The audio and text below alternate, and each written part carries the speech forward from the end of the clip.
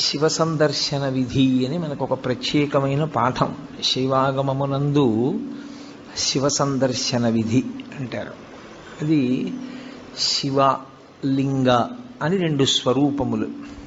శివ అంటే మంగళం, భద్రం, శోభనం, కళ్యాణం, క్షేమం అంతా మీకు మంగళప్రదమైనటువంటివి కటాక్షించగలిగినటువంటి శక్తి స్వరూపమునకు శివ అని పేరు. అందుకే శివునకు అమంగళమునకు సంబంధం ఉండదు. అసలు ఆయన ఎన్నడూ అమంగళము చేయువాడు కాడు. ఎప్పుడూ మంగళం చేసేవాడెవరో, ఎప్పుడూ భద్రాన్ని చేకూర్చేవాడెవరో, ఎవరి అనుగ్రహం చేత శుభ పరంపర మనకి కలుగుతుందో అటువంటి మహానుభావుణ్ణి శివ అని సంకేతిస్తాం. శివునకు ఒక రూపము కాదు. యథార్థమునకు అసలు పరమేశ్వరుడికి ఒక రూపం ఉంటే కదూ, కోటేశ్వరరావు అంటే ఏదో ఒక రూపంతో ఉంటాడు.